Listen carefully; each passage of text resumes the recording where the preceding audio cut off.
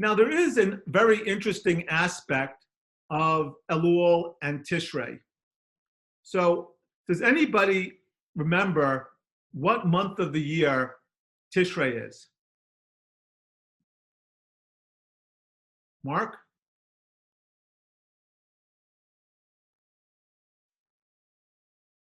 Rosh Hashanah. No, but what month? 1, 2, 3, or 12, or which something in between. And, Daniel? It's either 7 or 8. Ah, very good. It's the 7th month. So Elul that we're in right now, well, not in, but it starts in a week or two, is the 6th month. So that's, of course, a real puzzlement because we all think of Rosh Hashanah, oh, it's the new year. But nothing is ever simple in Judaism. But maybe that's the good thing about Judaism. And New Year's included are not necessarily simple. One of the things that we're going to see is that Rosh Hashanah celebrates the creation of the world. And if you remember from the liturgy, Hayom Harat Olam, this is the birthday of the world, we say during the very special services during Musa. So God's, according to the Midrash, God starts creating the world on the 25th day of Elul, and then Rosh Hashanah marks Erev Shabbat and the end of creation. So the rabbis looking at this say, they wonder how this could be Rosh Hashanah. And they say, well, God, and why God didn't start creating, why this doesn't mark the first month. And they say, well, God didn't need to start creating in the first month. He could choose whatever month he wanted, which does something rather fascinating for those who are astronomically minded about the calendar, is that our calendar is, of course, based on and even the Hebrew calendar is based on the sun and the moon. And therefore, it fits, it's based on the seasons, and therefore, you have, the first, it's sort of set. It's not something external. It's something built into nature, but something that is dependent on nature existing. There's no month without a moon or without the sun. But for the rabbis, the calendar is sort of eternal. It exists whether the universe exists or not. And therefore, so it's one of the things that God creates before God creates the universe. And so the calendar, so God can start creating the universe on the 6th month. It doesn't matter. And that's a good place for us to start looking at our texts, because they actually address this strange issue about New Year's. So I'm going to share my screen. Now, I have the text here. If anybody wants a PDF of the text, just send me an email, and I'll be glad to send you a PDF later on during the week.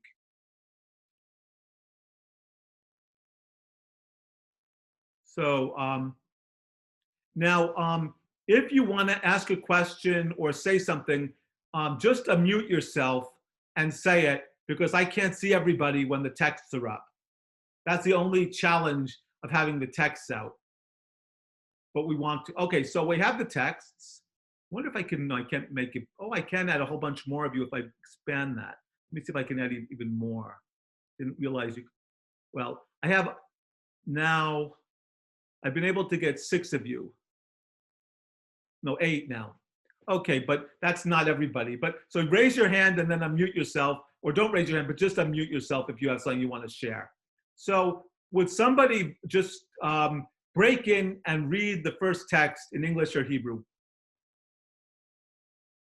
And remember to unmute yourself. This is Brent. I'll read the English if you don't mind. Oh, that's great. It's a little easier for me. There are 4 New Years. The first of Nisan is the New Year for kings and for festivals. The first of Elul is the New Year for the tithe of beasts. I think that means domesticated beasts. Yes, it does. Rabbi Eliezer and Rabbi Shimon say the first of Tishrei is the New Year for years, for Shemitah and Jubilee years. and for planting, and for the tithe of vegetables. The first of Shvat is the new year for trees, according to the words of Beit Shammai. Beit Hillel says the 15th of that month, which is Tu B'Shvat. Absolutely. So here we have, so we're not content with one new year. We have 4 new years. And of those, the only one that makes real sense is the first of Nisan, because the first of Nisan is indeed the first month of the year. As with most ancient agricultural societies, the year begins in spring. So, and Nisan is the first month of spring in Israel. So that made sense to be the first month. And it also was the year where if you were the king of Israel, your regnal year was marked from the first of Nisan to the next Nisan. So it was also the counting for regnal years of kings. And of course, it also makes sense that it's also the new year for holidays. So why is Nisan important as a new year for holidays? Does somebody jump in? I can't see you raising your hand, so just jump, just turn yourself on. Nisan is the month of Pesach. Exactly. Nisan is the month of Pesach, and therefore Pesach is the beginning of the Jewish people. Before Pesach, before Egypt, we were a family, Abraham, Isaac, Jacob, and their sons. After Egypt, suddenly we're a people. And so it is the first festival that marks really the beginning of the Jewish people. And it's considered to be the first festival of the year.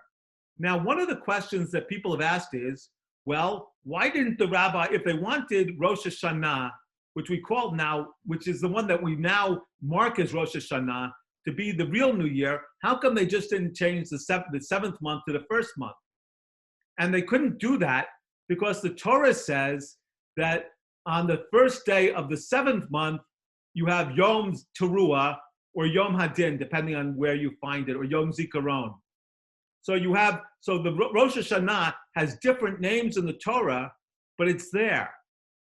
It wasn't as important in some ways as Shavuot, Pesach, and Sukkot, but it was important, and it was still connected with Yom Kippur, which was a very, very important day. So because it was in the Torah as the first day of the 7th month, they couldn't do anything about it. They were stuck with the idea that this was the first day of the 7th month. So that's why it's there still even to this day. Now, the first of Elul is the month, that's the month we're talking about, and that's a new year too. It's a totally forgotten new year. Nobody remembers what it was, and there's no traditions about the first of Elul. Maybe in Talmudic times, they did do something in the temple, but nobody bothered to record it. It wasn't important enough to worry about. And in fact, Rabbi Elazar and Rabbi Shimon suggest that actually it's not really a new year at all, but the first of Tishrei encompassed the tithing of the beasts as well as the vegetables. So they got rid of it entirely. So they would say there actually only are 3 new years, not 4. And then, of course, we have Tu B'Shvat. But if you notice, Beit Shammai thinks that all these new years belong on the first of the month. So Beit Shammai says it's the first day of Shvat, whereas Beit Hillel says that it's on the 15th day of Shvat, which of course in Hebrew is Tu B'Shvat, Tet Vav, which is Hebrew letters, which is the equivalent of 15. Rabbi, So, yeah. We start numbering the years, though, from the first of Tishrei. Yes. So 5780 will begin the first of Tishrei. Absolutely right. And you see that in the Mishnah, that the first of Tishrei is the new year for years. So that's why we do that. And that's because traditionally, the 5780 is representational from the creation of the world. So it's a notional figure for the creation of the world, and therefore we change it as the anniversary of the world clicks over. Most other cultures did, and I think it's actually quite a nice thing that our ancestors moved the counting of the years to the world and something important and universal rather than to a particular king or consul. The year that we count today, 2020, is counted based on the life of Jesus. He was seen as the King of Kings, and therefore that's why that made sense to ancient Christians and to Christians through the ages. We call it the Common Era, but it still is really counting the years notionally from the more or less birth of Jesus. Most people think that it's not exactly right, but that's not, but whatever. And in ancient Rome, they would count the years based on the consul who was in charge in Rome at that time. And other countries in the ancient Near East would count based on the years of kings. So our ancestors said, no, we're not gonna, kings are not important enough to be the basis of how we count the years. Instead, we're gonna do it based on something much more important, which is the world, which is created by God. And of course, we can't count based on God any more directly because God has no beginning or end. So counting years based on God is meaningless, or it would be something that would be an oxymoron. So we don't want contradictions in terms. So therefore, we have it. Now, so that's our first text, and it raises the confusions about New Year's, but also is the first hint that Elul has some importance beyond just being a normal month. It also is the first text and the only text in the Talmud that talks about Rosh Hashanah, where Rosh Hashanah is introduced as a new year. So it's the first text that does that as well. And it's the first Mishnah of Rosh Hashanah, the tractate dealing with Rosh Hashanah. So it's really a new idea that doesn't exist in the Bible anywhere. There's no indication anywhere in the Bible, in Josephus, any other text before the Mishnah, that the first of Tishrei is a Rosh Hashanah, a new year. But obviously for the rabbis it was, and the rabbis are whom we're descended from, and so they get to choose, and we get to have a special Rosh Hashanah, the first of Tishrei. Rabbi, Yeah? when did they first start enumerating the years? That's hard to know.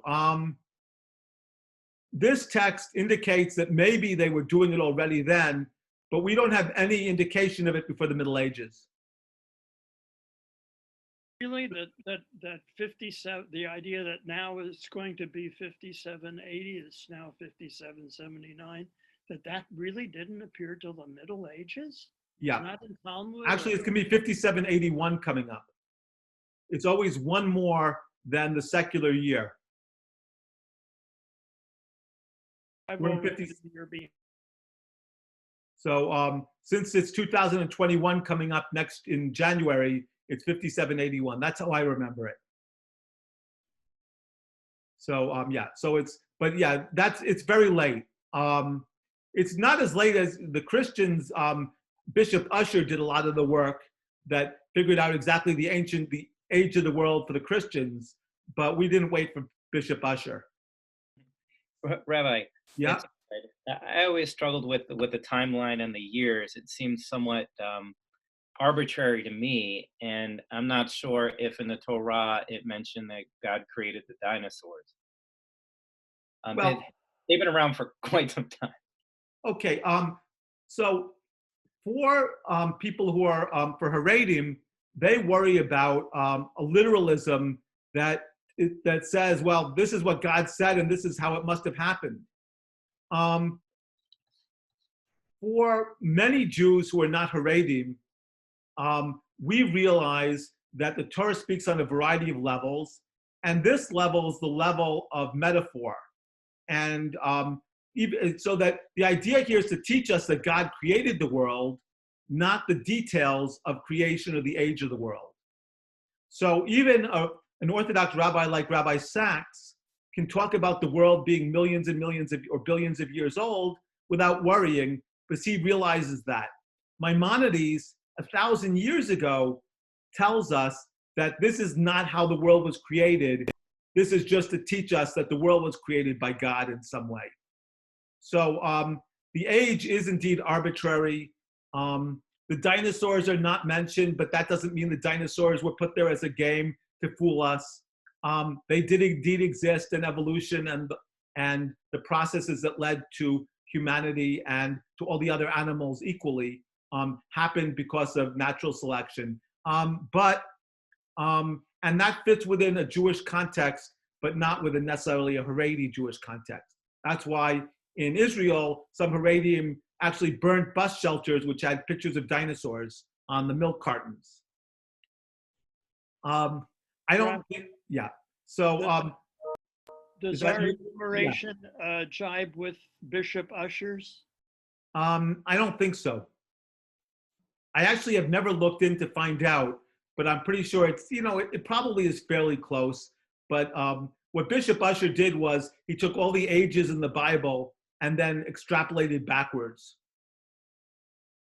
So I think it's fairly close. But I don't know. That's an interesting question that we could look into. Rabbi, I probably am wrong, but I thought in the Torah, Rosh Hashanah is not actually designated clearly what happens on Rosh Hashanah. That it wasn't called the New Year, and other than a few other things, it wasn't clear what the purpose of it was.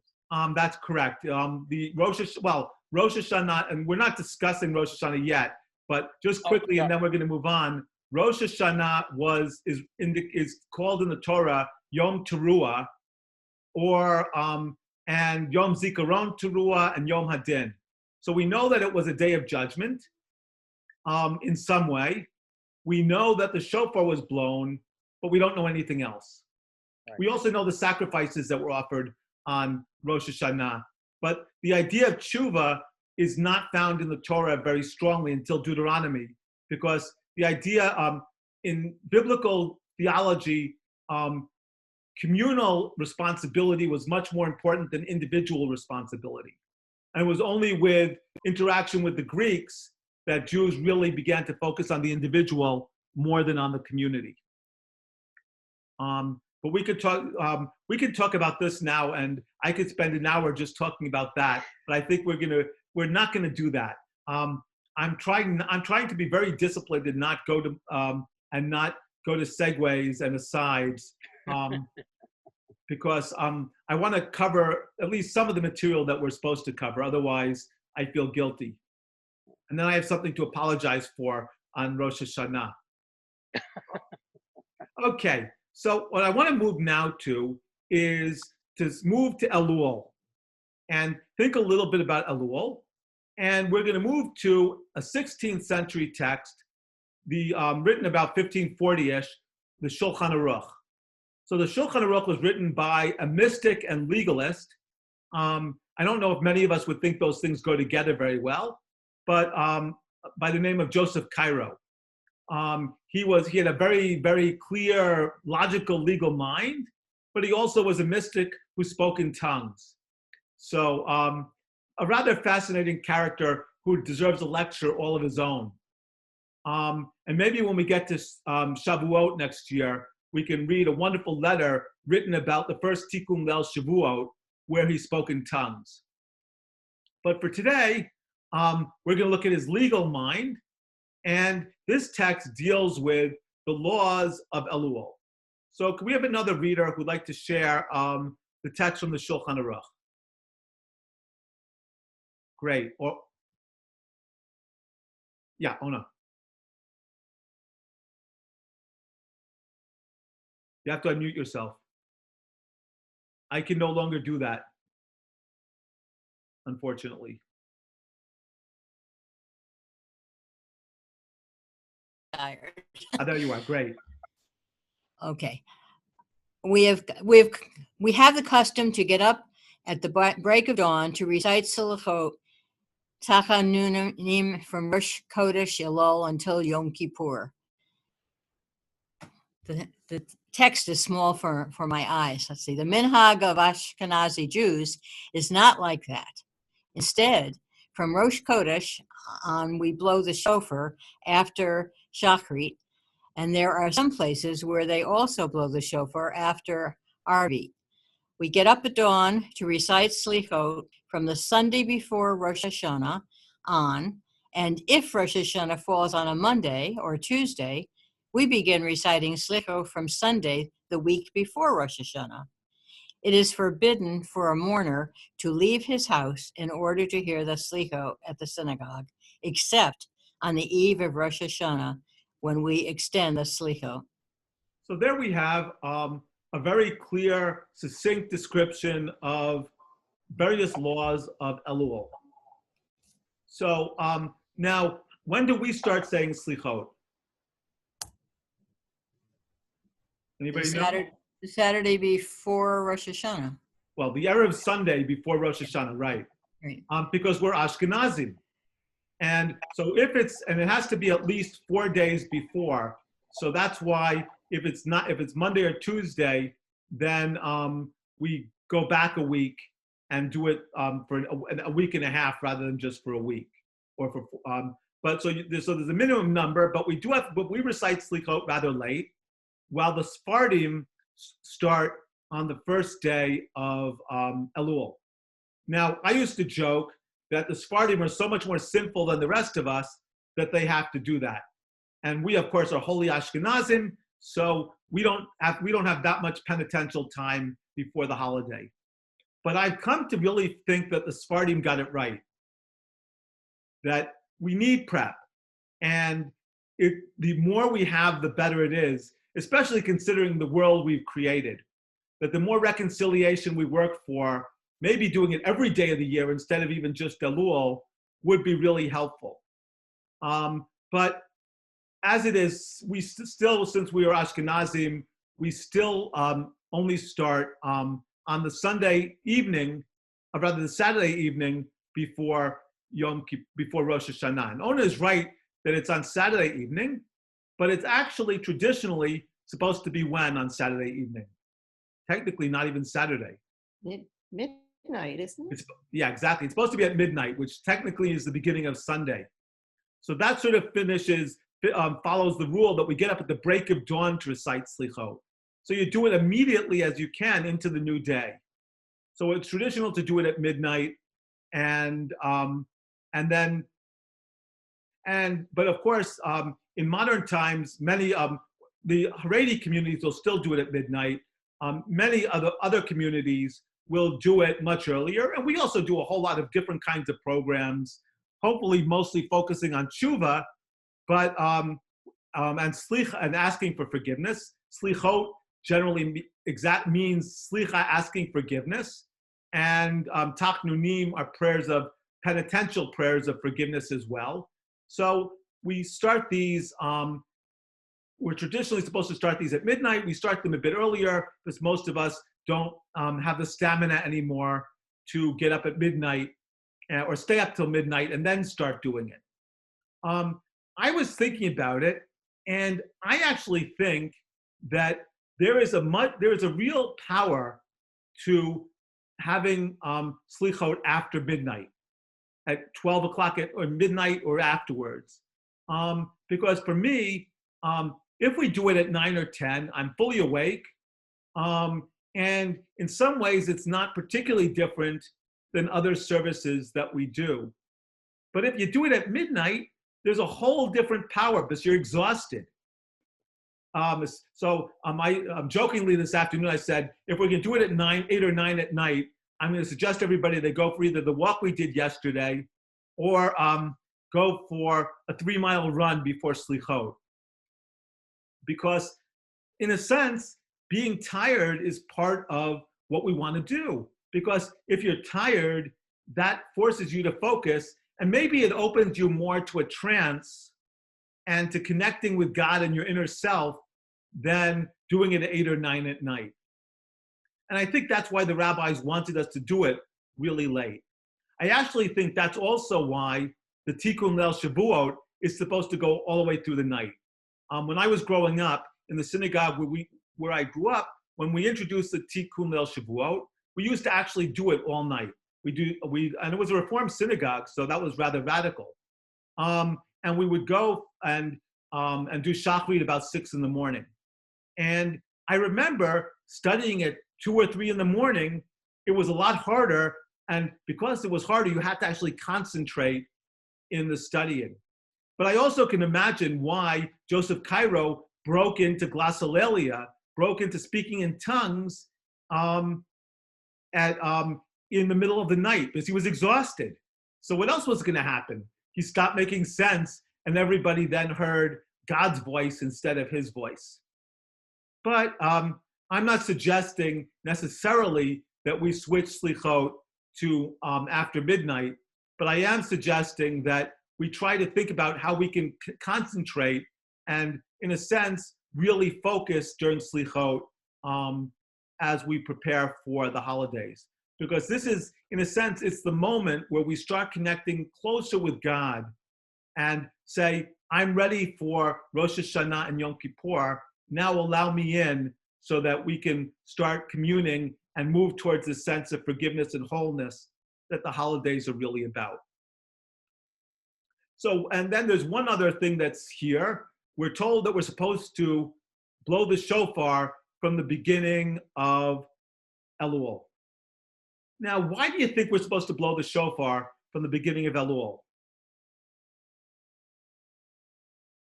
Anybody have any suggestions? Well, the sound will wake you up from a sleep or a midnight slumber. Well, that's true, absolutely. And actually, in Edmonton and some other communities I've been in, they had the custom of actually blowing the shofar at the end of slichot as a way of starting the period.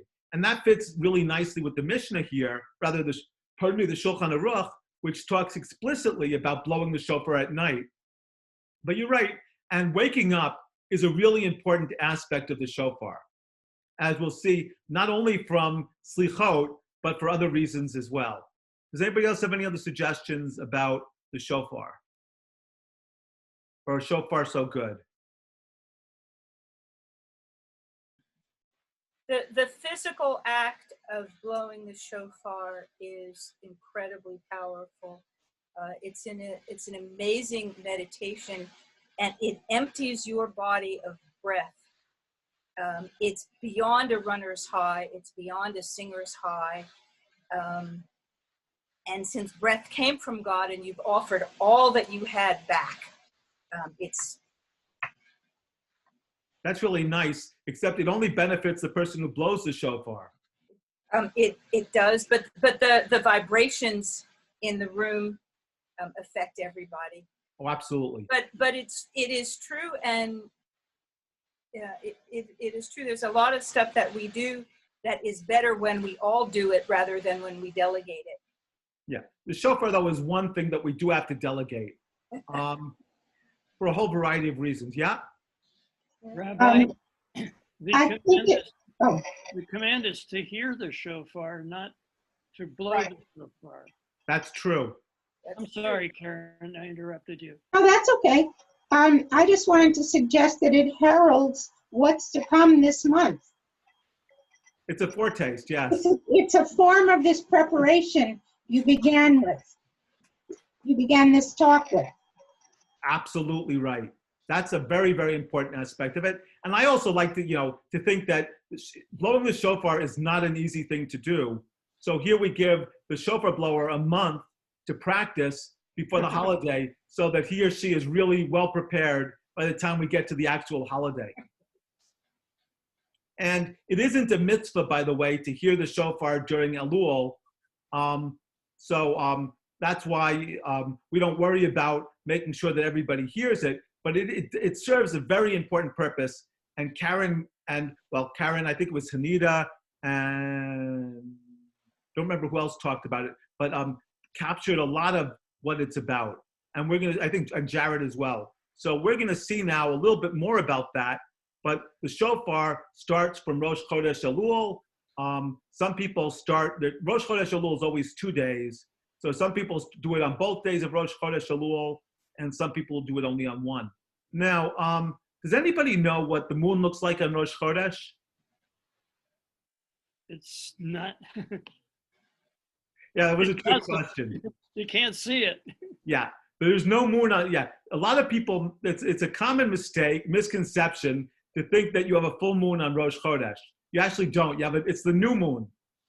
So that's the beginning of the month is always the new moon. The middle of the month is always the full moon, and a lot of our major holidays fall on the middle of the month.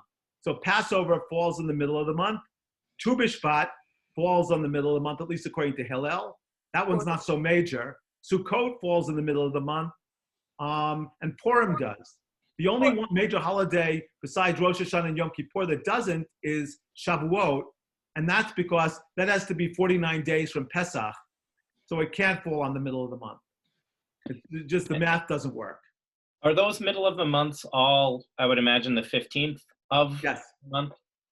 And it's always the full moon.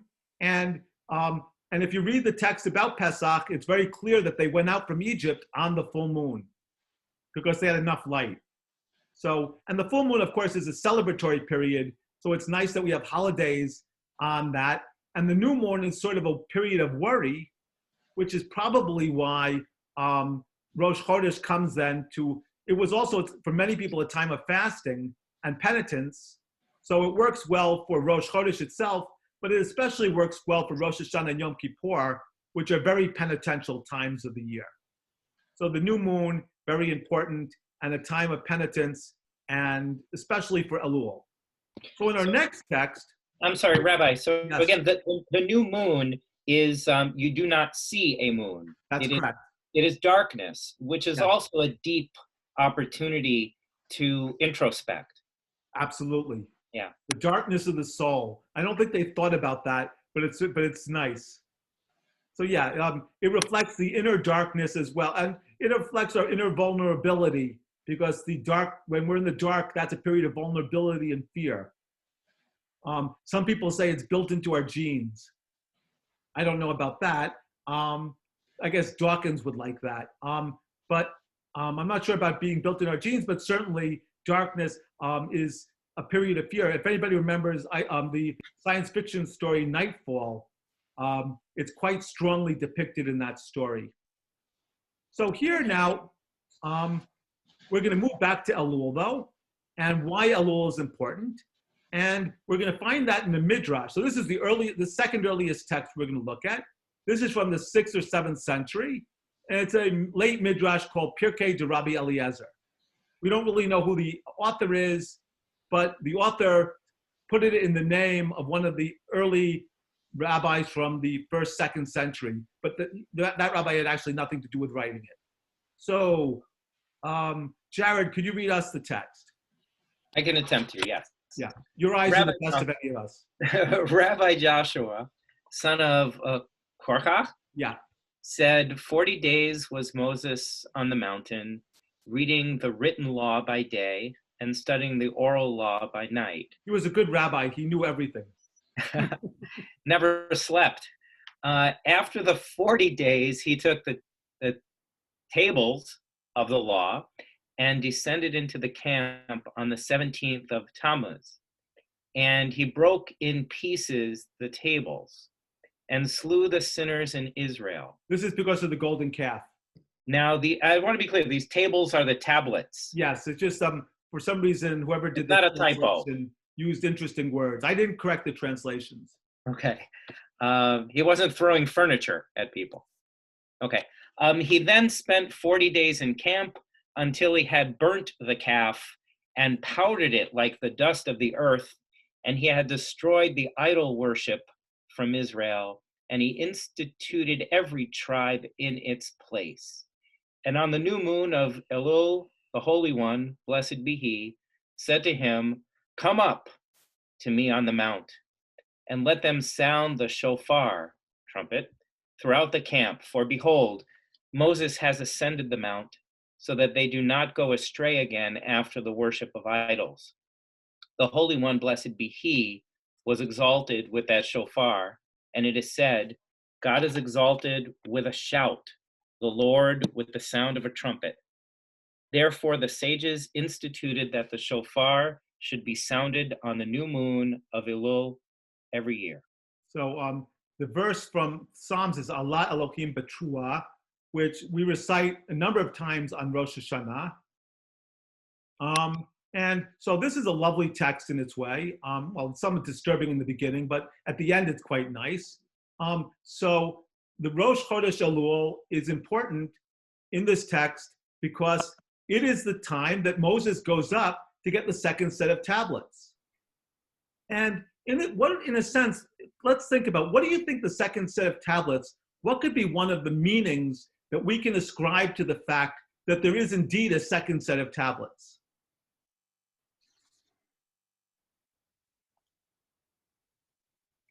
No matter how badly you've screwed up, you get another chance. Yeah, exactly. Take 2 tablets and call me in the, no, Mona, you're absolutely right. That this is about tshuva.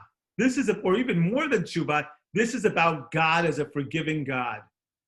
And that's enormously important. That's what this whole period is about. And in fact, when Moses goes up and experiences God on the mountain for the second set of tablets, that's where we get the 13 attributes of faith, which focus on this idea of God being a forgiving God. But Rabbi, a small detail from what I read somewhere, the first tablets were supposedly God himself made with his finger of God, and the second tablets, I believe Moshe was instructed to make. So there is a difference between them. That's true, but that was germane on Saturday night. It's not so important in this case. Yeah. Okay, Howard. fair enough. Fair enough. Is there a distinction between the 2 sets of tablets as to content? No, well, actually, it depends on who you ask. There's always, on one hand, that's always the way it is in Judaism. So on one hand, the tablets, and I apologize to anybody who aren't the 8 people I see on my screen. Please call out if you have questions. Well, Anita did, which I'm glad about. But if other people are there, I have no idea I can't even see you, so I don't even know that you're there. But I want you to be fully participant.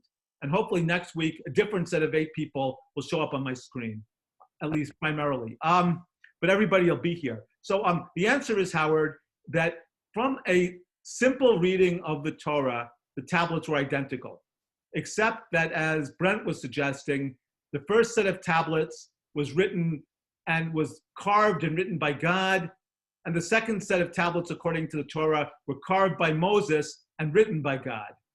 But in either case, the Bible essentially would say that both tablets were identical in writing.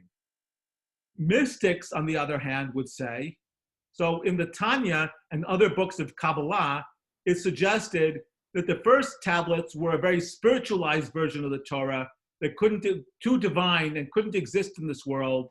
And the second set of tablets could exist because the words were clothed in materiality. So not necessarily identical. I have always in a very passive kind of way, without critically thinking about it at all, felt that the second set were probably omitted something from the first and wondered what that was. Actually, I'm going to stop sharing and look at everybody while we're discussing, because we don't need to have that while we're discussing. So yeah, in a sense, I don't know. It's that's an interesting point. I'm not sure. Where would you go with that? Well, it creates a sense of mystery, and so it becomes a contemplative exercise. Yeah, and the mystics, that's exactly what the mystics are finding with it. Absolutely. So you're on a very comfortable stream of Jewish thought, if not the which captures it exactly.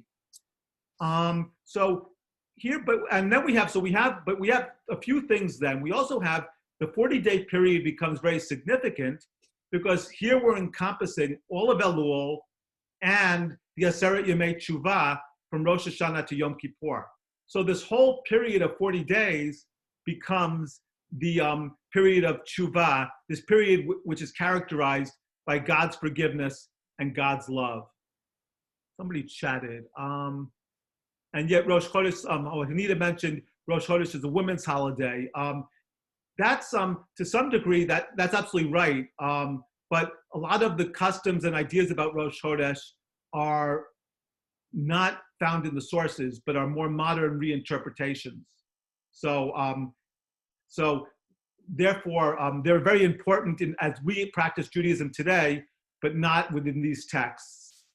They didn't know Rosh Chodesh in that kind of way because our ancient rabbis, sadly, were not generally interested in women. They generally were only interested in men. It was a very sexist vision of Judaism.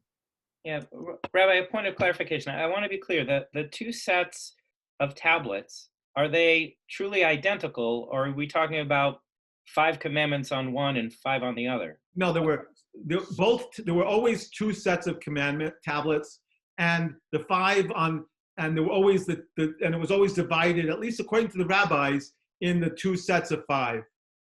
One side being about God, and the other side being about man, with parents being sort of the transitional one, because parents are like God.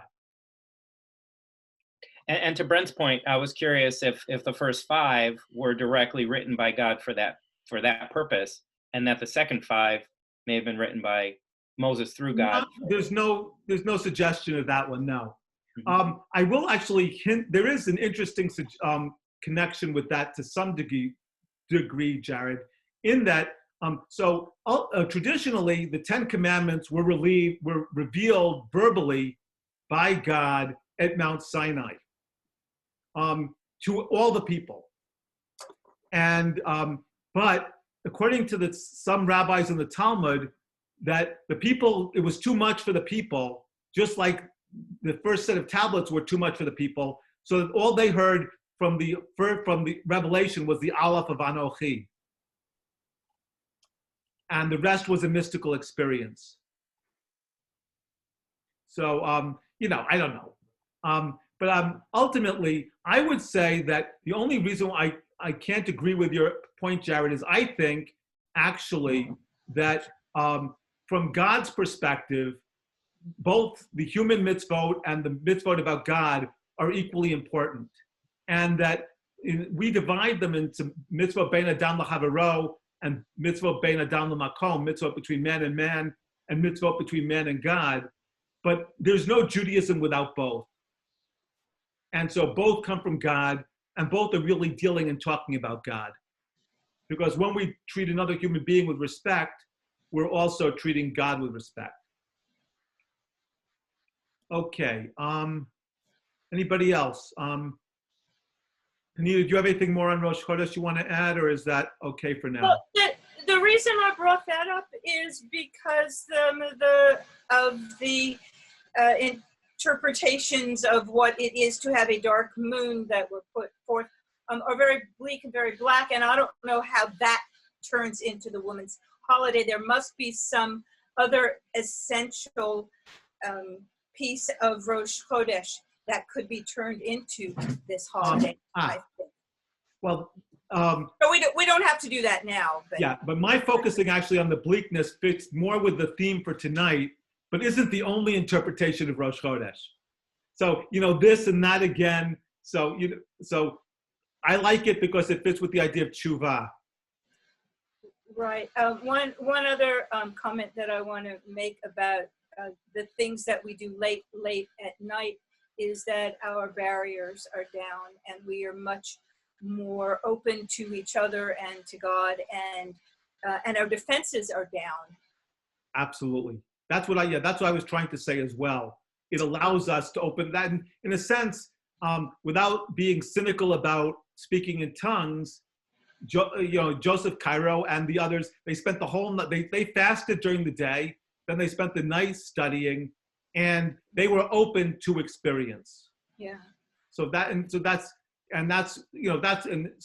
that's a more positive way of looking at it, and one that I accept.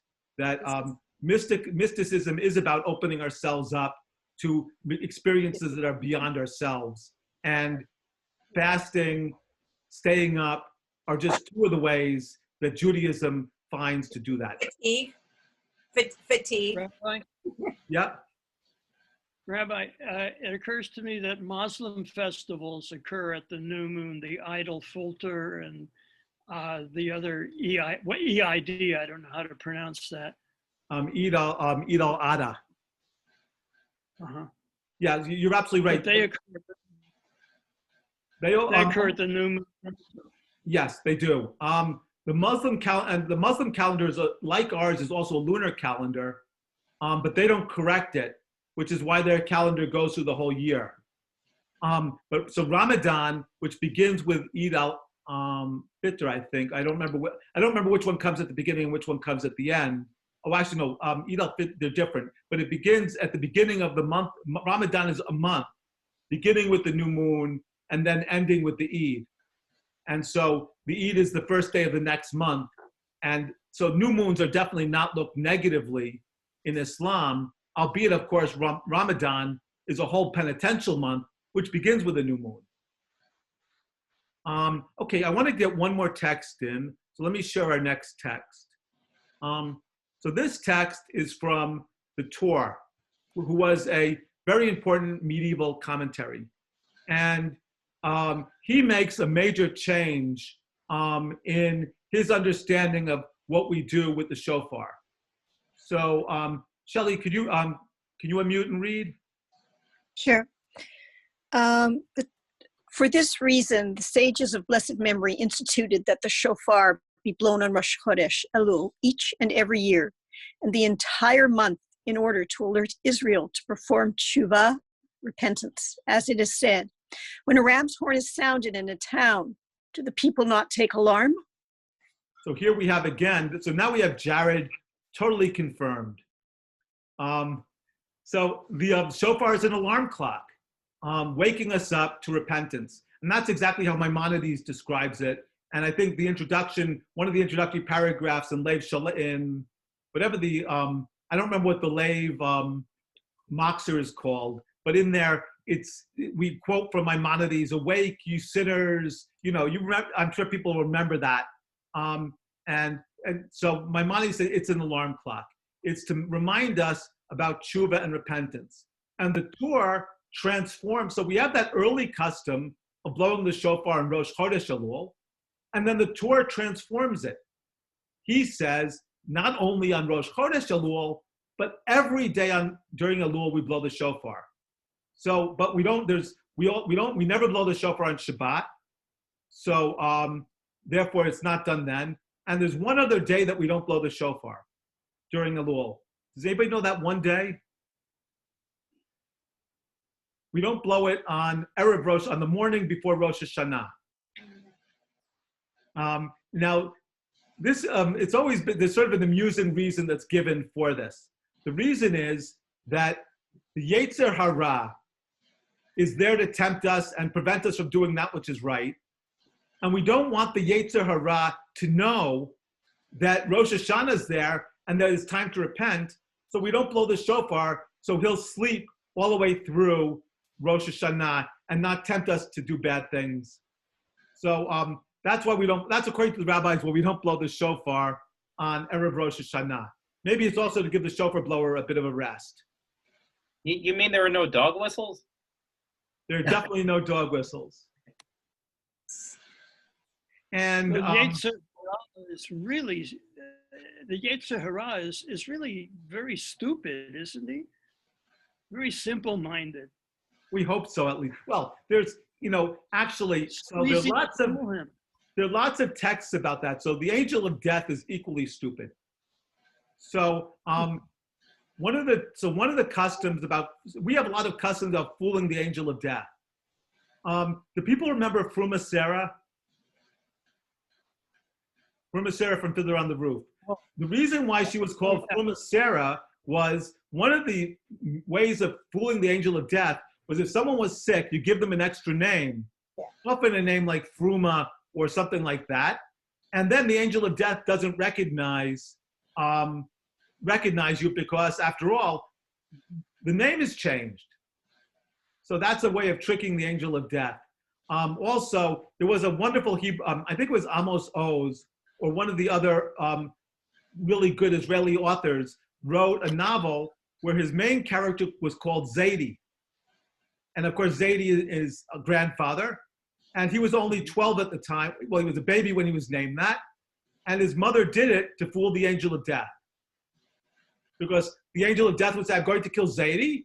And then he, oh, he's only 12, I can't do that. He's not Zaidi. So yeah, the Yetzer Hara luckily is not very bright. But then I guess the rabbis would be worrying that we're not particularly bright often either. This Rak Hashem, I hope that's true, Rabbi, but history has not shown that, unfortunately. That's true. Okay, and just to finish up, I want to do one more text, and just to end up with the 40 days. And so we have one more reader. Mark, can you read us the last text if it's not too small?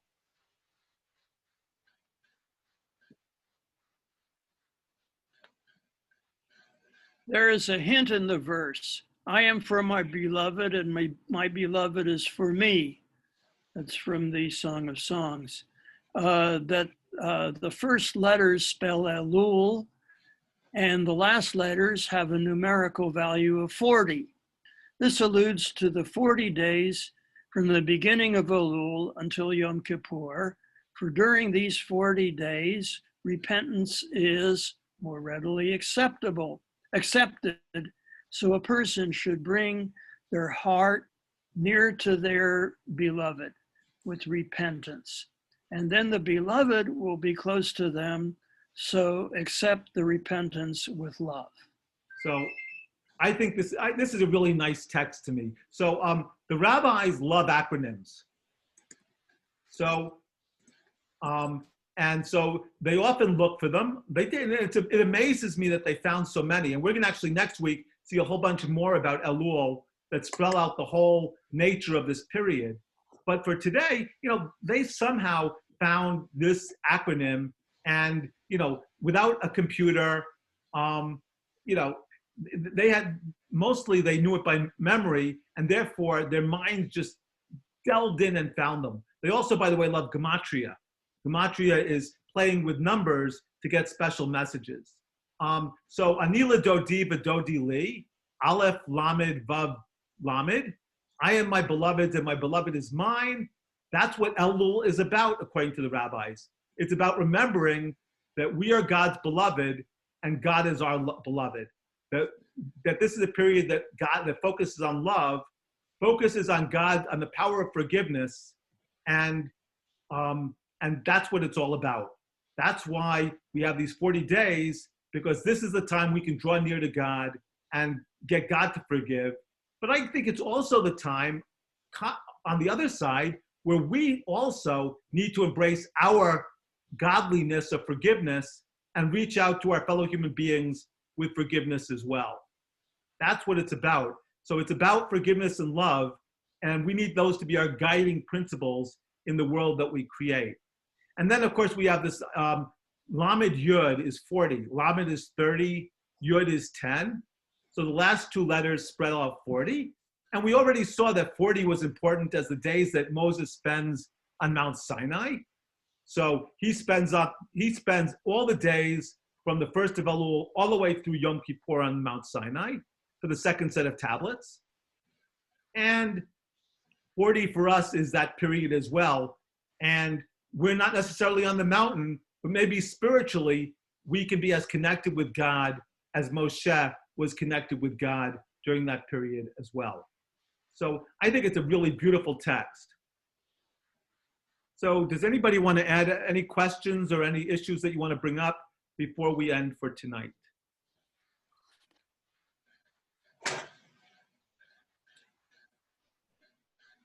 I just Googled Bishop James Ussher and read that in this work, which he produced in 1654, he was an Irish bishop. He calculated the date of creation to have been the nightfall of the 22nd of October of 4004 BC. So we can figure out how close he was to us if we do a little arithmetic. Sounds like he's about 500 years off. Yeah. And it's also a month off, but then he wasn't taking into account the problem of the Gregorian and the and the Caesar and the Gregorian and the Julian calendars. So I think that was the problem. That's why he's a month off. But yes. Yeah, so 11 days off, I think. So anybody else have? Yeah, thank you, Mark. So there we find Bishop Usher though, but it's in the same ballpark. And some modern commentators like the year 5780-ish, or even Bishop Usher's 6000-ish years, because essentially it brings us back to the dawn of civilization and the beginnings of agriculture. At least the beginnings of cities. So they like it because it connects with the beginning of culture as the dawn of the modern world, or whatever we want to say. It's sort of a second in the scope of dinosaurs and things like that, who were around for millions and millions of years. So 6,000 years is sort of as nothing. Anybody else want to add anything? Yeah, Barbara? One piece of trivia maybe about Rosh Chodesh. I'm remembering the part of the story of David and Jonathan and Saul, and David doesn't show up for the, sounds like kind of a celebratory Rosh Chodesh. Actually, there was, David doesn't show up the day for the Machar Chodesh. So the celebration was actually the day before. Okay. Yeah, that's the beautiful Haftorah, that we read for the day before Rosh Chodesh. Machar Chodesh. Yeah, it's it's a wonderful Haftorah about friendship and love that is very powerful. And so it's lucky that it started with Machar Chodesh as its first few words, gave the rabbis an excuse to use it. Right, and we are doing Birkat HaChodesh. I always want to say it in Yiddish. We're benching Rosh Chodesh. This week, yes. That's right. Hanida's going to be benching Rosh Chodesh at the end after the Torah reading. So that'll be lovely. And then, of course, Rosh Chodesh Elul begins. And I don't want to belabor it, but we are going to have a service on the eve of the first night of Elul. Not a service, but more of a, we're going to have some readings and a little bit of a program. And we're going to blow the shofar. So as a way of starting out. And then we're going to be sending out meditations every day during Elul, as well as once a week. So I'm going to write most of them. And then once a week, a congregant is going to write one as well. So we have lots and lots of meditations to enjoy and to set us in the right spiritual place for Elul coming up. Okay, so next week we will finish up Elul and move on to other themes and holidays of this wonderful season that we're in. But for now, it's great seeing everybody tonight, and have a wonderful evening. Thank you. If anybody wants to text, just send me an email, and I can send you out the texts. Thank you. Good night. Good night. Thank you and good night. Erev Tov, Rabbi. I'm glad you got back from your expedition yesterday, safe and sound. I enjoyed it. It was great. Yeah. What happened to the other congregants? Did they make it back okay too? Everybody made it back okay. Yes. All right. Baruch Hashem. All right. Good job. Good job. Wasn't going out to try to get rid of congregants. No. I think you were trying to pass the fitness test that we never instituted here. Not even doing that. But it was. Okay. Good night. Good. All right, Shelley, I sent you a private message, which now I might as well make public. It's about houseplants. So if I don't know how to contact you directly, so you're still muted. So I'm here. Anita, if you want to send Shelley an email, shelley.kunin@gmail.com with SHELLEY. But you can also mention anything you want to me about houseplants. You want houseplants? Shelley loves plants. I murder them. Well, okay, I'll give them to Shelley and not to you. Yeah. This time of year, I think about how they're going to fit back in the house. It's part of the Elul ritual is how do they fit back in the house, and the answer is they don't. In Elmira, they had a aloe plant that was the absolutely ugliest thing that was awful. And it was a beautiful house, and it was in the atrium of the house. And I never watered it because I hated it. And I tried to water the plants I liked. And that plant thrived on the fact that I never watered it. I wonder if the woman who came in and cleaned for me watered it. And maybe that's why my other plants died. But it really thrived, even though I hated it. I'll talk to Shelley. I moved decades ago. I moved into a house that had this spiky little houseplant on the kitchen windowsill, and it would fall into the sink and stab people. Yes. And everybody who lived in the house except me hated this plant and used to fling it all over the place. And I moved this thing with me to Iowa, and I moved it to Chicago. I moved it to Connecticut. I moved it back to Syracuse. And finally, I gave it to someone who promised to love it and take care of it, who promptly killed it. So, Shelley won't kill plants. Shelley has a green thumb. I'm better at outdoor plants not dying on me. Put them out for the summer. But it's going to depend on how the animals react to them. Because we will be getting a cat. So. Well, they're not. I live with a cat. Okay, good. I've occasionally done judicious cat flinging because cats should not climb large old jade trees. This is not good. No. But you have a jade tree? Is this what you're offering me? I'm offering you a jade tree and a snake plant and some other succulent that I don't know the proper name of. I think it's called the blue haze, and a mother of millions. My mother always had jade plants. She had a very big one, a beautiful jade tree that grew really nicely. I am looking forward to them. That was one of the plants Shall that gave me a. Shall I just drop them on your front step? Do you have a southern window? Well, I'm not there yet. North, south. No, we don't. We have east and west, and we have a couple of north in the bedrooms, but they're not great for the sun. South we do not have. Oh dear. Well, everyone will do their best. They get leggy without southern light in the winter because I wonder if west was not enough. Better east. Better east. We have east windows. Go, just see what it does, and then they recover in the summer when you put them outside. And then if they survive the winter, you fair enough. If they don't survive, you put them outside anyway. If they don't survive, you put them outside anyway. Put them out for. Does anybody else need any house plants? Well, okay. Howard thinks they're big. I have this, like, I don't know, how tall is the big bay tree? It's taller than I am by a good deal, and I'm thinking about air layering it again. But I have an endless source of organic bay leaves. So that's nice anyway. That's nice. So I try to be able to get into the same room in the winter, and if I can't get in the room, it's time to. And I've just been repotting, so because my best crop is compost. We can talk because I was never successful at composting.